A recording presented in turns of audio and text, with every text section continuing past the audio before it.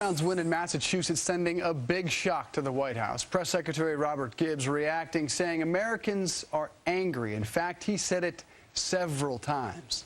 The anger and frustration, I think the anger that the president addressed, the anger that we've seen is very similar to the anger that we saw last night, that there's anger and frustration. That anger is now pointed at us. The president hears and understands the anger. There's frustration and anger, and enormous anger, and the anxiety and the anger, that anger and frustration. That frustration and anger, the type of anger and frustration.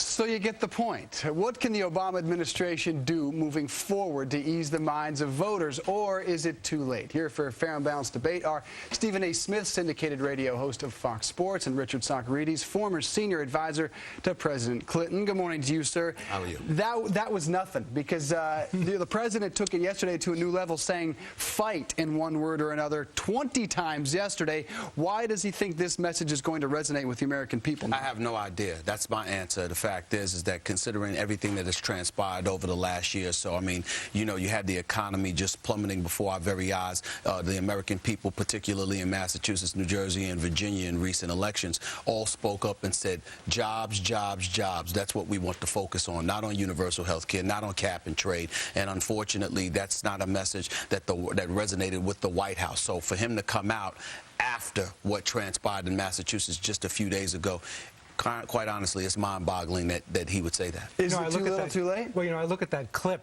and some of the other stuff that happened this week, and the first thing that I thought about on Wednesday after the election was that movie Network, that movie from the 70s, sure. where that network anchor, right. Howard Beale, said that great line, "I'm mad as hell and I'm not going to take it anymore." Right. I mean, I think the country is so angry. I'm not sure everybody knows exactly what they're angry about. But is it too little, too late to recognize that? Shouldn't you have seen that they have to. The president has to reconnect with voters, obviously, and has to reconnect with the country. I think what they would need to do now is take the country back from the banks and the bailouts and the bonuses. I think that Chairman Bernanke, head of the Federal Reserve, is in serious, serious trouble right now. And if they follow that kind of course, I think they can recover. Well, first of all, let me say this. I think it's important to say this. I don't think the president is in as much trouble as the congressional and Senate figures from the Democratic Party. I mean, they're the ones that's in trouble. You look at Bill Clinton and what transpired with his attempted health care reform back in 1994. The reality is that when the people had spoken and Newt Gingrich and those boys took over, Clinton changed his tune a little bit, and it resurrected himself to the point where he was reelected. I think that's exactly what may end up. The Democrats in Congress are unpopular. The only people more unpopular than the Democrats in Congress are the Republicans. Well, that's what I'm saying. But I'm telling you, they're going to lose some seats. I mean, they can't be, as long as they're the party of no. Listen, my advice to the Republicans, I'm not in the business of giving advice to the Republicans, agreed, but they have to put together a positive platform.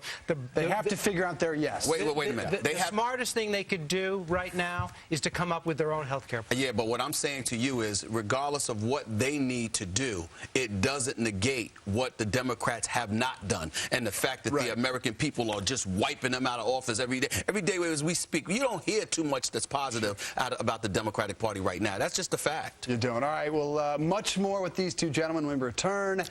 The Scott Brown effect. Should the Democrats take notes from what they saw in Massachusetts? Then a stunning new report out this morning. Extremely high levels of lead in women's pocketbooks and all those bags. More on that. Plus human bed warmers. Yes, human bed warmers, guys. You have to hear this one. More Fox and Friends in just a couple of minutes.